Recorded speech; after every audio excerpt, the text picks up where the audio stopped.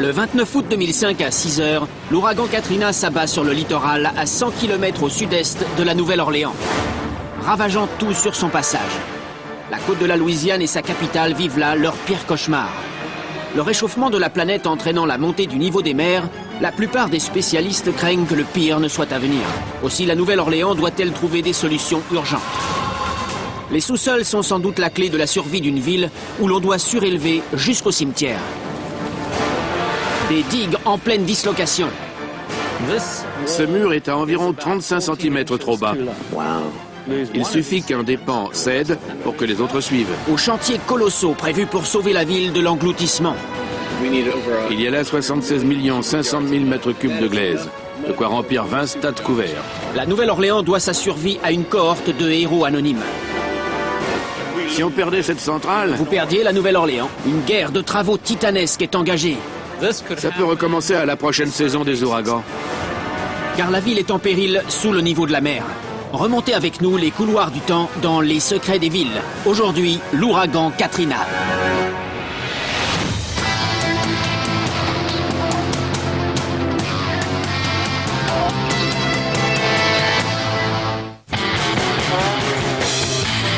La Nouvelle-Orléans se remet lentement du passage de l'ouragan Katrina. Tandis qu'on rebâtit les quartiers dévastés et qu'ingénieurs et ouvriers travaillent d'arrache-pied pour reconstruire les digues rompues, les habitants ont retrouvé leurs habitudes festives.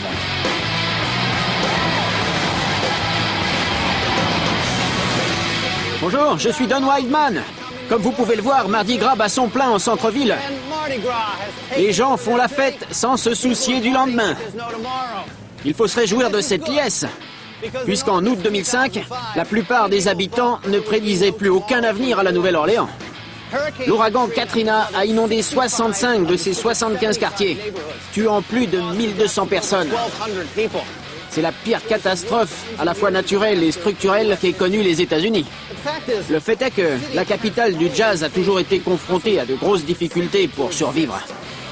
La moitié de la Nouvelle-Orléans est située sous le niveau de la mer, par endroits jusqu'à moins 3,50 m. Une réalité difficile à vivre, qui depuis des lustres pousse ses habitants à se mesurer aux forces de la nature. Si ingénieurs et scientifiques n'agissent pas très rapidement, la Nouvelle-Orléans risque d'être définitivement rayée de la carte. Une course contre la montre s'est donc engagée. Une seule solution, le sous-sol. Une moitié de la ville est située sous le niveau de la mer, et la totalité de ces édifices repose sur un socle bourbeux. À l'exception des tunnels de drainage ayant permis d'assécher la ville, son sous-sol comporte très peu d'ouvrages bâtis par l'homme. Pourtant, ce dernier a toujours joué un rôle prépondérant dans son urbanisation, comme récemment lorsque Katrina a frappé les côtes de la Louisiane. Si Katrina a fondu sur la Nouvelle-Orléans à 230 km/h, ce n'est pas le vent qui l'a presque entièrement ravagé, mais les eaux qui cernent toute la ville. Au nord, le lac Pontchartrain, au sud, le golfe du Mexique. À l'est, le lac Borgne. Et serpentant à travers la ville, le fleuve Mississippi. Regardez un peu ça. D'ici, je pointe vers ce navire, d'accord?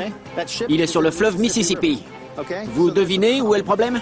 Regardez, le niveau de l'eau est là-bas. Et voyez où vivent les gens, en contrebas. Eau, plus population, égale problème. Quelques scientifiques spécialisés qui avaient prédit la catastrophe s'ingénuent depuis à prévenir une récidive potentiellement fatale. L'ouragan Katrina aurait généré une énergie égale à celle de 100 000 bombes atomiques. Mais nombreux sont les gens à penser que ça n'était rien en comparaison de ce qui attend la Nouvelle-Orléans. En particulier à cause du réchauffement de la planète et de la montée du niveau des mers. Il y a urgence à anticiper correctement un nouveau désastre. J'ai rendez-vous avec Ivor Van Heerden, un spécialiste du Centre d'études des ouragans à l'Université de Louisiane.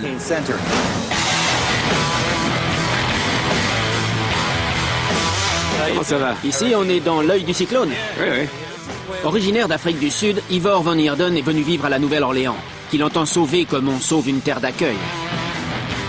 Au sein de l'Université de Louisiane, le Centre d'études des ouragans figure parmi les laboratoires de pointe pour ce qui concerne la prévision des graves perturbations météorologiques. C'est là qu'Ivor a fini par établir un pronostic pessimiste pour la ville qu'il chérit. C'est la carte côtière de la Louisiane. On a conçu cette carte de sorte qu'elle montre l'avancée progressive des eaux sur les terres des années 1930 à 2000. Les zones oranges marquent quoi? Toutes les terres perdues. Depuis les années 30? Ça représente plus de 500 000 hectares. Pour la plupart concentrés autour de la Nouvelle-Orléans, le phénomène s'étant aggravé avec Katrina. On est dans une situation d'extrême urgence au niveau national. Malheureusement, la côte de la Louisiane n'est qu'au début du cauchemar. Tandis que le réchauffement de la planète élève le niveau des mers, la Nouvelle-Orléans ne sera bientôt plus la seule ville à perdre progressivement de sa terre ferme. 53% des Américains vivent dans des agglomérations du littoral. Tous courent un danger accru dû aux inondations provoquées par les tempêtes. Les scientifiques estiment que l'Atlantique risque de s'élever encore de 30 cm d'ici la fin du XXIe siècle. Il suffirait alors d'un cyclone majeur pour que Miami, Washington et Boston soient inondés. New York verrait alors son métro et ses aéroports submergés, tandis qu'une partie de Manhattan serait engloutie sous 3 mètres d'eau. Mais aucune ville n'est aussi vulnérable que la Nouvelle-Orléans, d'ores et déjà ravagée par les trompes d'eau de Katrina. Quand on a vu à la télé les rues de la Nouvelle-Orléans envahies par les eaux qui montaient jusqu'au toit, c'était dû au déferlant de la tempête. Oui, c'était la conséquence directe de l'inefficacité des digues. Katrina est une catastrophe provoquée par l'homme. Beaucoup pensent que Katrina a frappé directement la ville, alors que ce n'était pas le cas. Katrina est passée à côté de la Nouvelle-Orléans. Mais si les digues n'avaient pas cédé, on ne parlerait plus de cet ouragan. C'est dingue. L'équipe d'Ivor travaille à partir d'ordinateurs très puissants, cumulant les capacités de 3000 PC haut de gamme. Leur rôle, simuler des scénarios catastrophes sur la topographie de la Nouvelle-Orléans et ses digues. Il évalue les dégâts causés à la ville en fonction de la force, de la vitesse et de la direction des ouragans. Là, vous avez imaginé qu'un ouragan de la force de Katrina arrive par l'ouest, et non par l'est, comme Katrina. Oui, on l'a même un peu ralenti. Voici l'œil qui monte. Et en cours de route, vous remarquez que les couleurs s'éclaircissent. C'est exact. Et une fois qu'il est passé, vous constatez que l'intégralité de la Nouvelle-Orléans a été submergée. Si au passage de Katrina, le célèbre quartier français a été épargné des eaux, il faut savoir qu'un ouragan de catégorie 3 en provenance de l'ouest bouleverserait ce scénario. Les vents provoqueraient des déferlantes provenant des voies navigables, comme le Mississippi, et créeraient un énorme raz-de-marée qui franchirait les digues. Ces trombes s'abattraient sur Bourbon Street et culmineraient à 4,50 m au-dessus du niveau de la mer, engloutissant le reste de la ville sur des kilomètres. Un tel scénario ferait sans doute dans les 50 000 morts au lieu des 1500 victimes recensées. Vous êtes sûr que ça peut arriver? Pas plus tard qu'à la prochaine saison des ouragans.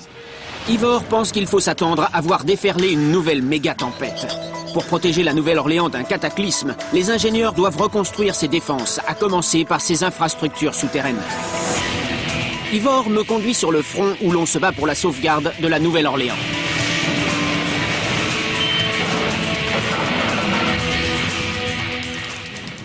On y va? Cette eau sur laquelle nous naviguons, c'est celle du lac Pontchartrain. C'est une sorte de mer intérieure. Au sud de ces rives se trouve la Nouvelle-Orléans. La seule chose qui empêche cette eau d'envahir les rues de la ville, ce sont les digues qui bordent toute cette partie du lac. Le problème, c'est que certaines d'entre elles s'enfoncent. Ivor contrôle leur niveau en permanence. Nous allons justement voir à quoi ça ressemble.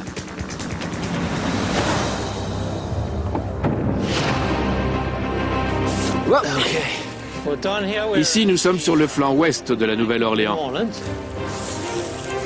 Donc, c'est ce mur qui paraît infini, qui est censé protéger la Nouvelle-Orléans. C'est ça, il part du fleuve Mississippi et court jusqu'au lac Pontchartrain. C'est le type de digue construite en 1900 en forme de I. Ces digues constituent l'alternative moderne au traditionnel levé de terre. Ces murs en I sont de simples plaques de béton armées, enfoncées profondément dans le sol. Si la digue en T est plus coûteuse, elle est également plus efficace. Elle s'appuie sur une large chape de béton, dont la stabilité est renforcée par de solides pieux de soutènement enfoncés de biais dans la terre.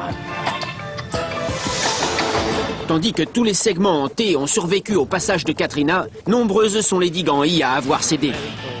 Ivor me montre l'endroit où une rangée s'enfonce après s'être désolidarisée de son tablier métallique, au point de pencher de manière inquiétante.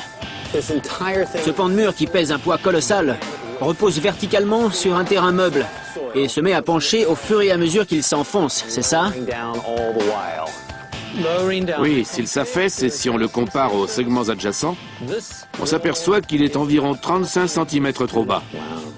De la même manière qu'un simple trou suffit à couler un bateau, si un seul de ces segments de digue cède, tout le reste s'écroule. Ça vous dirait de vivre juste de l'autre côté? Non. Moi non plus. Le seul moyen de solidariser ces digues consiste à les renforcer profondément en sous-sol. Mais le simple remplacement des digues en I par un modèle en T coûterait des milliards de dollars. Pourtant, Ivor pense que c'est le prix à payer, ainsi que pour d'autres projets de reflux des eaux, si l'on veut sauver la Nouvelle-Orléans d'une mort programmée. Katrina nous a servi de leçon. L'ouragan nous a enseigné que nos infrastructures ne sont pas à la hauteur et qu'il faut les améliorer d'urgence, car nous restons extrêmement vulnérables.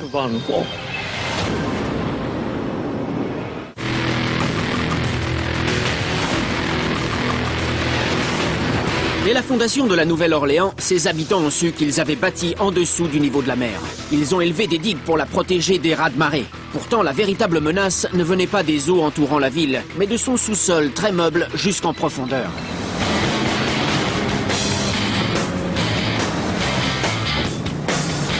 Je rencontre le capitaine Marshall du génie militaire pour comprendre comment la Nouvelle-Orléans travaille à résoudre ce vieux problème. Vous m'emmenez voir les digues? C'est ça. C'est pour moi? Oui. Merci. À partir de maintenant, vous êtes sous la protection de l'armée. Quelle est la longueur des digues qui entourent la Nouvelle-Orléans? Le périmètre de protection total, 560 km, en cumulant les remblais et les murs de béton. Ça fait la distance de Houston à la Nouvelle-Orléans ou de San Francisco à Los Angeles. À la suite du passage de Katrina, plus de 16 000 soldats ouvriers du génie militaire ont reconstruit ces levées de terre d'apparence simple. Les digues, qui sont des remblais servant à contenir l'eau des inondations, forment en définitive les fondations de la ville. Leurs ancêtres étaient les remblais naturels accumulés pendant des milliers d'années par les sédiments des rives du Mississippi. Quand les premiers colons français arrivent en 1718, ils s'implantent sur ces hautes terres, avant de commencer à assécher les marécages et à élever des murets de 90 cm pour se protéger. Au cours du siècle qui suit, si la ville s'étend et continue d'élever des digues plus hautes, elle commence également à s'enfoncer. Au fur et à mesure que les terrains marécageux sont asséchés et bâtis, le poids des constructions provoque des affaissements.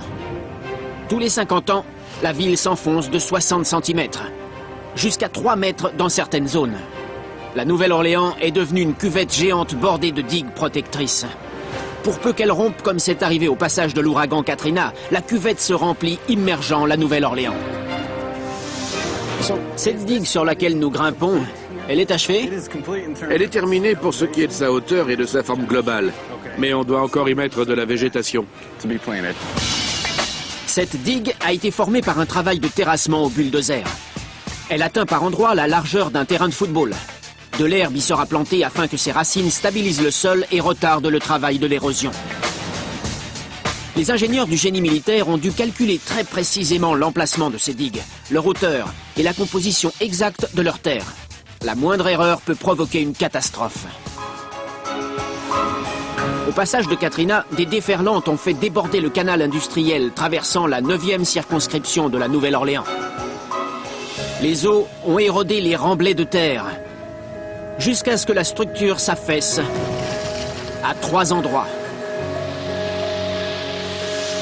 laissant inonder l'intégralité du quartier et provoquant la mort de 70 personnes. Toutes nos structures doivent être assez résistantes pour supporter des tempêtes plus fortes que celles pour lesquelles elles ont été conçues. C'est la grande leçon du passage de Katrina. La solution n'est pas uniquement dans la hauteur des digues, mais aussi dans la résistance de leur soubassement. L'argile tendre qui a causé l'affaissement progressif des digues fournit aussi la matière première idéale pour élever les remblais. Cet immense chantier d'excavation situé à près de 5 km de la digue est une carrière où l'on extrait la précieuse argile. C'est ça, votre carrière d'argile? Oui, Vous faites littéralement des bains de boue ici. en quelque sorte. Elle fait 21 hectares. Et on prévoit de la creuser jusqu'à 6,70 m de profondeur. Combien de terre vous faut-il pour construire une levée de 560 km de long? Plus de 76 500 000 m3. J'ai du mal à visionner. D'après nos calculs, ça suffirait à remplir une vingtaine de stades couverts. Je peux descendre palper la consistance de votre matériau de travail? Si vous voulez. Super. Cette carrière d'argile représente littéralement le sous-sol de la Nouvelle-Orléans. C'est l'occasion rare d'avoir un aperçu du milieu géologique sur lequel s'appuie la ville et qui est la clé de sa sauvegarde. À la différence des autres grandes villes américaines, la Nouvelle-Orléans ne repose pas sur de la roche, mais sur plusieurs couches de boue, de limon et d'argile. En creusant à travers ces strates, le génie militaire espère trouver comment assurer la pérennité de la Nouvelle-Orléans. Voici un bon exemple de ce qu'on recherche. C'est de l'argile. C'est cette terre glaise collante? Vous voyez comme c'est malléable et imperméable. C'est elle qui va donner aux digues leur structure. Exactement. Comment avez-vous découvert ce gisement?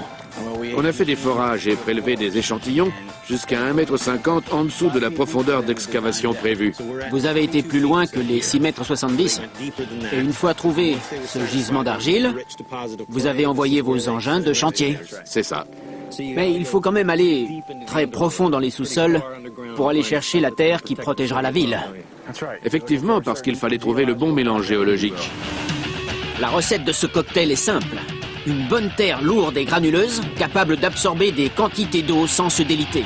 Mais il arrive que cette glaise doive être asséchée puisque sa manipulation est difficile tant qu'elle est gorgée d'eau. Je voudrais voir si c'est comme des sables mouvants. La réponse est non. C'est comme ça que les gazelles meurent en Afrique. Gardez ça au montage. C'est en faisant l'effort de vous démontrer la plasticité exceptionnelle de l'argile du Mississippi que je me suis fait avoir comme un spécimen de la faune d'Afrique. Bon Dieu! Autre élément à surveiller de près, la proportion de matière végétale contenue dans l'argile. Vous voyez qu'il y a un peu de matière organique. On vérifie car on ne doit pas dépasser 10% de la composition totale. Mais vous me parliez tout à l'heure de plantes pourrissant dans la glaise.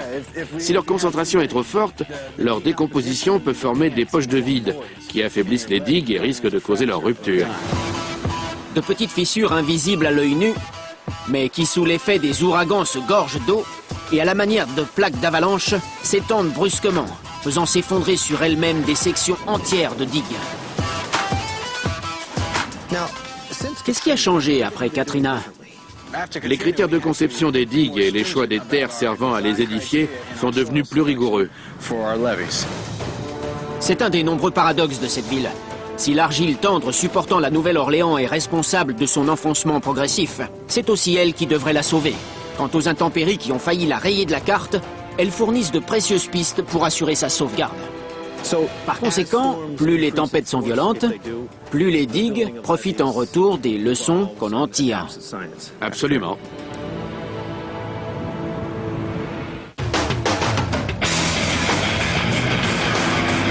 Les colons français qui ont bâti la Nouvelle-Orléans ont eu la tâche difficile de transformer des marécages nauséabonds en une agglomération saine. Outre la nécessité de faire face aux inondations provenant des crues du lac Pontchartrain, du Mississippi et du golfe du Mexique, la ville subit un degré de pluviométrie de 1500 mm par an, 2 fois plus qu'à Amsterdam. Des siècles durant, la Nouvelle-Orléans n'a pas eu de vrais moyens pour évacuer ses eaux de pluie. Malaria, fièvre jaune et choléra faisaient partie de son quotidien. Face à ce dilemme, les urbanistes ont dû trouver une solution. Et c'est en sous-sol qu'elle s'est imposée. En 1878, une épidémie de fièvre jaune tue 4000 habitants, forçant 20% de la population à fuir. Après cette tragédie, la Nouvelle-Orléans se décide à lancer un vaste chantier destiné à évacuer ses eaux stagnantes après de fortes précipitations. On commence par creuser 150 km de canaux de drainage interconnectés, alimentés par d'énormes pompes capables d'aspirer l'eau.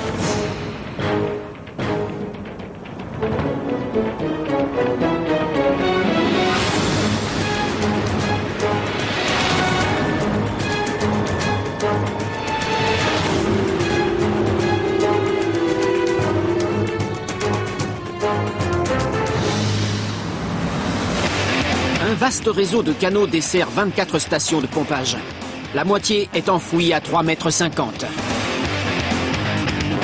La construction de ces canaux souterrains dans un sous-sol meuble ne sera pas chose facile. Une fois creusés, les canaux sont bordés de parois d'acier. On place au sommet des étais afin d'assurer la verticalité des renforts.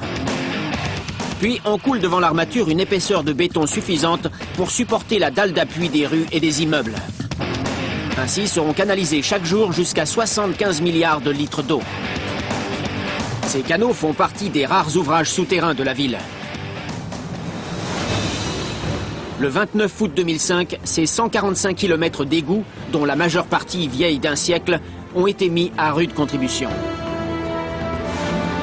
Il est possible qu'on doive au réseau de stations de pompage de la ville, âgé d'un siècle, la survie de la Nouvelle-Orléans. Ces pompes sont capables d'aspirer 75 milliards de litres d'eau en 24 heures. Ça fait une piscine olympique presque toutes les 2 secondes. Mais ces pompes colossales n'ont pas été conçues pour pallier une rupture des digues. Quand l'ouragan Katrina s'est abattu, on a évacué la plupart des habitants, sauf les ouvriers des stations de pompage, restés sur place au péril de leur vie. Ils sont restés pour protéger la ville. Et l'histoire de la station numéro 6 est incroyable. Le dimanche, de fortes précipitations s'abattent sur la ville. Et le lundi matin, quand les vents de 230 km/h s'engouffrent dans les rues, celles-ci sont déjà sous 25 cm d'eau. Lundi, en milieu de matinée, le pire de la tempête est passé. Ce système et les hommes qui l'ont fait fonctionner 24 heures d'affilée ont épargné à la ville ses premières inondations. C'est alors que certaines digues ont cédé. En fin de matinée, on relève des dizaines de brèches sur un total de 65 km. Toute la journée et jusque tard dans la nuit, les eaux du lac Pontchartrain et du lac Borgne se déversent dans la ville. L'action des pompes qui refluaient l'excédent d'eau vers les lacs est à présent inutile, car l'eau tournerait en circuit fermé. La seule alternative consiste à tenter de sauver les pompes. Car pour peu qu'elles soient noyées, elles ne pourraient plus servir pour vider plus tard la ville de ses eaux. Et la Nouvelle-Orléans serait perdue pour de bon. Cette pompe a presque 100 ans, mais elle n'a rien perdu de sa puissance. Voilà comment ça fonctionne. Cette roue, c'est en quelque sorte le moteur. Elle tourne à grande vitesse. Elle fournit l'énergie rotative à un arbre, lequel est relié à l'hélice enfermée là derrière. Une hélice de 3,60 m de diamètre qui, en tournant, crée une force d'aspiration qui draine l'eau. Dès que la pompe est amorcée, l'eau s'évacue vers l'autre bout, où elle est canalisée jusqu'au lac Pontchartrain. Cette immense station compte 15 pompes. En les mettant toutes en marche en même temps, on peut évacuer jusqu'à 3 785 000 litres d'eau par seconde. L'un des opérateurs de ces pompes, Rufus Burkhalter, est resté travailler 24 heures dans la station numéro 6 pendant le passage de Katrina. Ici, nous sommes dans la salle de contrôle, n'est-ce pas? Oui. Dès qu'il sait que Katrina va frapper la Nouvelle-Orléans, Rufus met sa famille à l'abri à Houston et rejoint son poste. Quelle était l'ambiance ce jour-là? On avait très peur. Mais on avait tous notre boulot à accomplir, alors on s'y est collé. On a pompé l'eau autant qu'on pouvait. Ou du moins, avons-nous pensé qu'on y arriverait. Le lundi matin, Rufus aperçoit l'eau de la brèche du canal située au niveau de la 17e rue qui déferle vers la station. Il court se réfugier à l'intérieur et se barricade avec des sacs de sable. Je sentais l'eau pousser derrière la porte à mesure que je la consolidais avec les sacs de sable. L'eau s'infiltre malgré tout et ruisselle jusqu'au sous-sol où sont logés les transformateurs de 660 volts. Qu'est-ce qui se passe si elle atteint les transformateurs? La station saute. Elle explose? Si les transfos sont encore chauds, oui. C'est pourquoi on avait pensé à les éteindre. Parce que si on les perdait... Vous perdiez la Nouvelle-Orléans. Rufus se précipite vers la salle de contrôle et parvient in extremis à éteindre les transformateurs. Grâce à son sang-froid et à sa maîtrise, il évite une grave panne à la station. Elle peut reprendre son activité une semaine plus tard. Vous étiez en danger ici. Pourquoi n'êtes-vous pas parti vous réfugier ailleurs? Ça paraît peut-être idiot à dire, mais mon travail consiste à protéger la ville avec ses citoyens et tout ce qu'ils possèdent. Nous avons une obligation de résultat.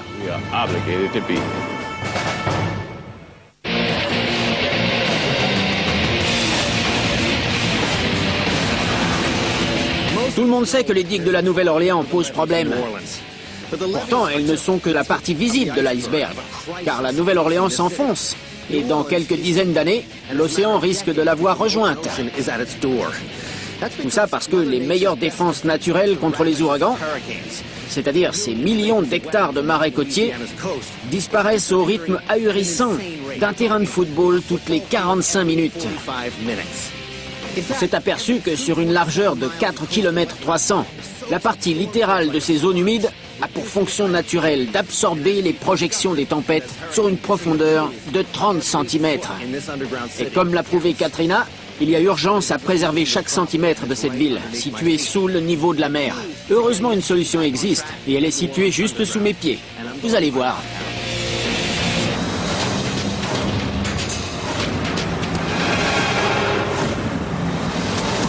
Les inondations font partie du cycle naturel du delta du Mississippi. Mais au fur et à mesure que la population locale augmente, les dégâts empirent chaque fois que le fleuve est en crue. L'une des pires inondations a lieu en 1927, près de 80 ans avant Katrina. De l'Illinois jusqu'à la Nouvelle-Orléans, les crues du Mississippi causent alors l'équivalent de 3,86 milliards d'euros de dégâts et tuent 246 personnes. Le gouvernement fédéral intervient et fait construire dans les décennies qui suivent, sur les 3200 km de rive, des digues canalisant le cours du fleuve. Si ces digues facilitent la navigation et permettent de juguler les crues, elles font aussi dépérir les marais de Louisiane. Ces zones marécageuses ne sont pas seulement un habitat naturel de la faune. Elles agissent également comme une éponge, absorbant l'eau des déferlantes qui annoncent le passage d'ouragans violents comme Katrina. J'ai rendez-vous avec Chuck Villarubia, biologiste au sein d'un groupe de scientifiques et d'ingénieurs chargés de sauver le littoral de la Louisiane. À 88 km de la Nouvelle-Orléans se trouve le canal d'eau douce de Caernarvon, un ouvrage bâti pour sauver les marécages moribonds de la Louisiane. Son rôle marque une étape décisive dans la protection de la Nouvelle-Orléans lorsque sévira la prochaine méga-tempête. Cette infrastructure est donc essentiellement une porte d'écluse. Oui, on l'utilise surtout pour réhydrater les marais côtiers. Elle sert à canaliser une petite partie de l'eau du Mississippi vers les marais, comme ça se passait naturellement avant qu'on ne bâtisse des digues. Et comment fonctionne ce canal de déviation? Le barrage est équipé de 5 écluses, permettant à l'eau douce du Mississippi de passer par des coffrages en béton qui la déversent dans le canal conduisant vers les marais. L'ouvrage sépare le fleuve Mississippi d'un étroit canal naissant à 3,30 m sous son niveau. À 7 mètres sous la surface du côté du Mississippi se trouvent 5 coffrages de béton, fermés par des portes métalliques. Un mécanisme permet d'ouvrir les portes. Attirée par la force de gravité, l'eau s'engouffre dans les coffrages jusque de l'autre côté. Cette eau chargée en sédiments va contribuer à stabiliser les marécages protégeant le littoral. Je peux? Appuyez sur le bouton vert. C'est tout. C'est tout. Les 5 portes vont se lever et l'eau se déversera vers le canal. Oui, à peine levé, on va commencer à voir de l'eau passer de l'autre côté, à raison de 226 mètres cubes par seconde. Ça fait plus de 226 000 litres par seconde. C'est-à-dire que ça remplirait une piscine olympique à peu près en 11 secondes. Ce barrage de déviation, ainsi qu'un autre plus imposant, ont été édifiés au début des années 90. Mais après le passage désastreux de Katrina, il est prévu d'en bâtir d'autres. Vous voyez donc ici les mesures concrètes qui ont été prises pour résoudre le problème. Les marais côtiers ont besoin d'être alimentés en eau du Mississippi. L'eau dans laquelle ils puisaient autrefois leurs sédiments, assurant leur survie. On est obligé aujourd'hui de leur apporter ces sédiments en ouvrant les vannes. Ces sédiments provenant du Mississippi vont contribuer à restaurer les 106 km² de zones humides détruites par Katrina. Mais il faut bien davantage que la boue d'un fleuve pour espérer les sauver. La seule façon de comprendre ce qui se passe sous l'eau et en sous-sol est d'avoir une vue aérienne de la situation. Darren Lee, spécialiste de l'environnement, m'emmène à 450 mètres d'altitude, voir ce qu'il subsiste des marais de Louisiane. Dernière ligne de défense contre un prochain ouragan dévastateur.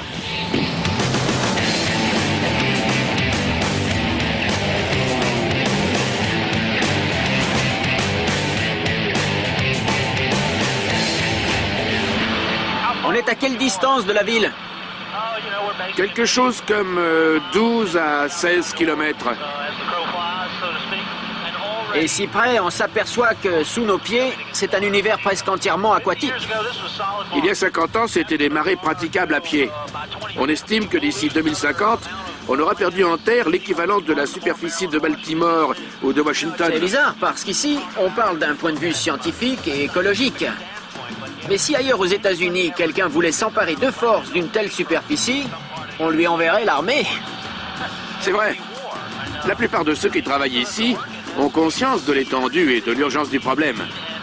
Et ils s'y attellent exactement comme s'ils combattaient un ennemi.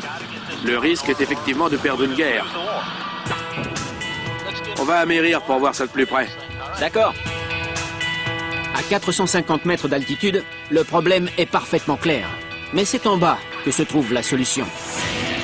À 115 km de la Nouvelle-Orléans se trouve le lac Boudreau, où Darren et un groupe de scientifiques dirigent le projet de sauvegarde des marais du lac Boudreau pour tenter de réparer une partie des énormes dégâts.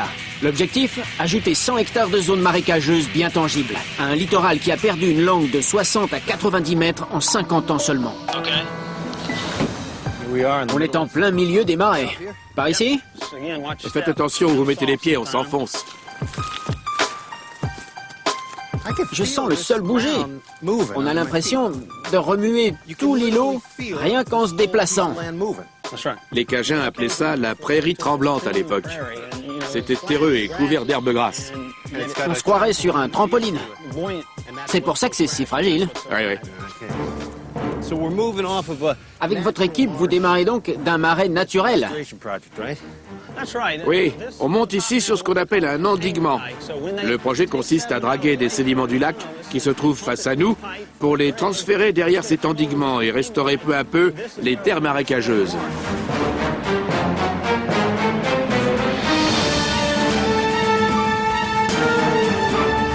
Ce marais artificiel, qu'on s'évertue à créer au large de la Nouvelle-Orléans, est constitué de boue collectée au fond du lac, afin de transformer ces rives en zones humides où prospéreront faune et flore. Pour recueillir les sédiments du lit, on utilise une drague hydraulique.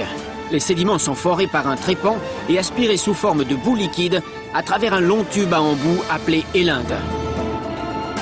Le produit du dragage est ensuite refoulé vers sa zone de destination par des conduits flottants. On puise dans les ressources du sous-sol pour recréer une zone terrestre de ce côté. C'est ça. Le nouveau marais est protégé des vagues hautes par ces digues de pierre. Les blocs ont été empilés sur un tissu imputrescible afin de répartir leur poids et les empêcher de s'enfoncer. C'est une installation provisoire pour protéger l'ouvrage. Une fois qu'il sera consolidé, on abattra la digue, de sorte que le jeu des marées laissera entrer et sortir naturellement l'eau. La faune viendra à nouveau s'y installer. Ce nouveau marais autonome absorbera les déferlantes des tempêtes et protégera les habitants de la région. S'il y avait eu davantage de zones humides comme celle-ci au moment du passage de Katrina, les dommages subis par les côtes de la Louisiane auraient été beaucoup moins importants. Regardez ça. C'est précisément la vase qu'on est en train d'évoquer. Elle provient du fond du delta du Mississippi. On est ici en Louisiane, mais ces limons viennent du Minnesota, du Nebraska et du Missouri. C'est donc un peu de ma patrie, l'Amérique, que j'ai sur les mains.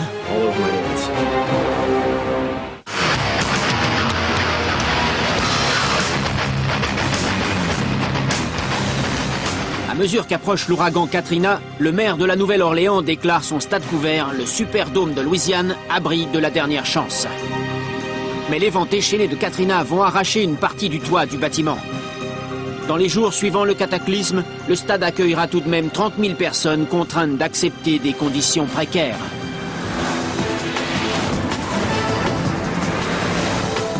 Ce stade, dont je rappelle qu'il est le plus grand stade couvert du monde, a été témoin du très long chaos qui a régné ici, après le passage de Katrina.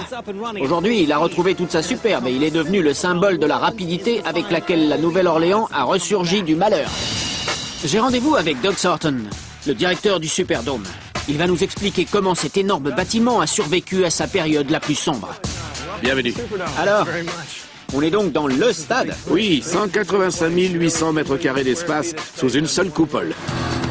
Avant le passage de Katrina, le Superdome avait accueilli 6 phases finales du Super Bowl, le Pape et les Rolling Stones, acclamés par 91 000 fans. Regardez-moi ça. C'est immense. Il faut vraiment se trouver en plein milieu pour se rendre compte de son ampleur. Oui, c'est un espace très vaste. On marche sur 1,5 hectare de surface plane. Incroyable. Et le toit? 40 880 mètres carrés, soit 3,9 hectares, sachant que le centre de la coupole culmine à 82 mètres au-dessus du sol, la hauteur d'une tour de 27 étages. C'est ce même toit massif qui, pelé par les vents déchaînés de Katrina comme une vulgaire pelure d'oignon, restera comme le symbole indélébile de la destruction de la Nouvelle-Orléans. Je me trouvais à l'intérieur et le son était assourdissant. Imaginez à l'extérieur les vents soulevant le revêtement et toute la charpente métallique qui vibrait comme ça n'est pas permis. On aurait dit qu'une rame de métro ou de montagne russe circulait sans arrêt sur le toit. Ce lundi matin, alors que l'ouragan faisait rage, 14 000 personnes se sont réfugiées à l'intérieur du Superdome. L'afflux a commencé le dimanche matin, quand la municipalité a déclaré le bâtiment refuge de la dernière chance. Dans cette partie basse-là, imaginez 6000 personnes, blotties les unes contre les autres, essayant de se protéger de la pluie et des débris passant par les trous du toit. Nous avons dû les mettre rapidement à l'abri dans le hall. Et c'est là que j'ai eu très peur qu'il y ait des victimes à cause des éléments tombant de la coupole. Le temps que l'ouragan passe le lundi après-midi, 70% du revêtement du toit a été arraché. Mais si l'intérieur du stade est trempé, tout le monde est sain et sauf. 30 000 survivants à Katrina doivent leur vie à l'ingéniosité de la conception de la charpente de ce toit, mais aussi aux fondations tout à fait uniques du stade.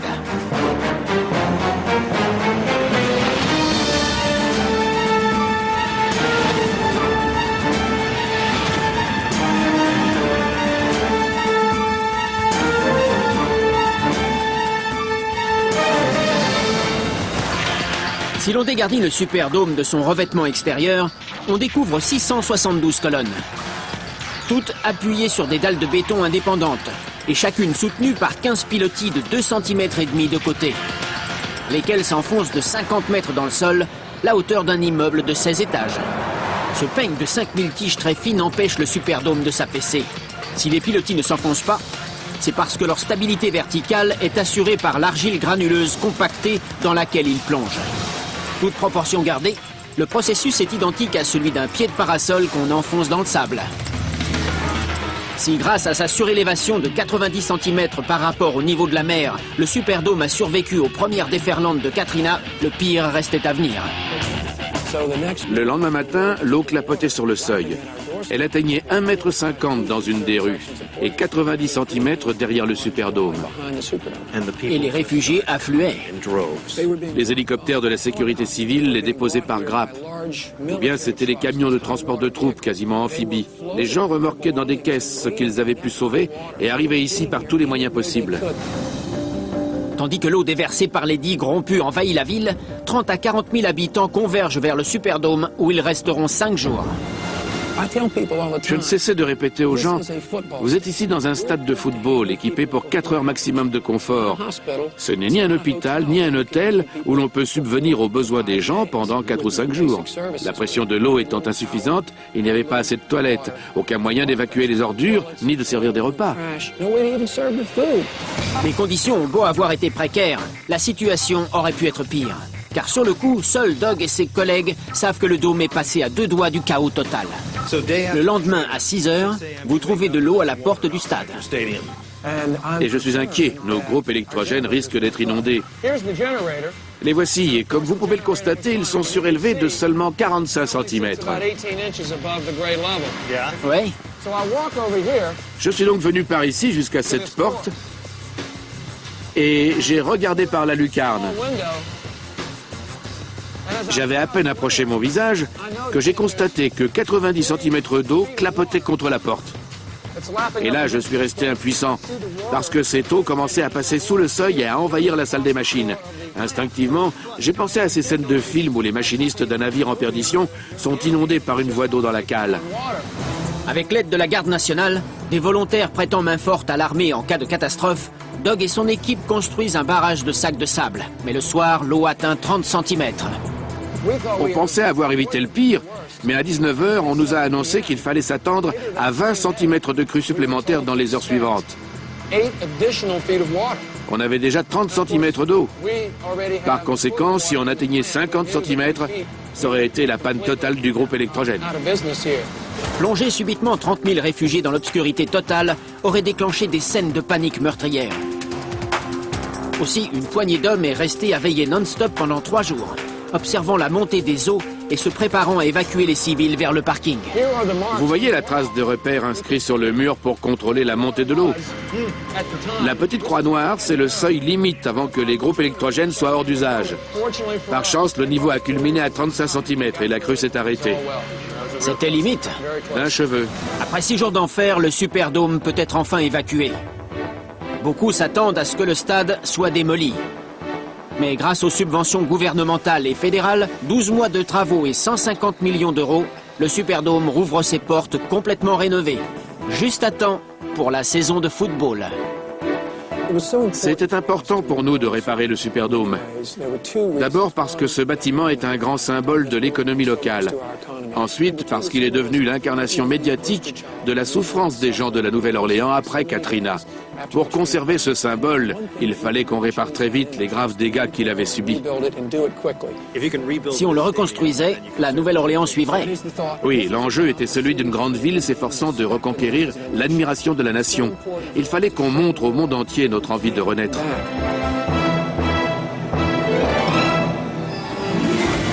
La tragédie nationale vécue par le passage de Katrina aurait pu être évitée. Si les images des séquelles laissées par l'ouragan sont encore douloureuses pour l'Amérique, souvenons-nous que ça n'est pas l'ouragan, mais le sous-sol de la Nouvelle-Orléans qui est à l'origine du désastre. Si cette ville veut saisir sa chance de se prémunir d'une autre catastrophe quasi annoncée, elle doit persévérer dans ses efforts d'adaptation et d'aménagement de son sous-sol afin de s'assurer une heureuse pérennité.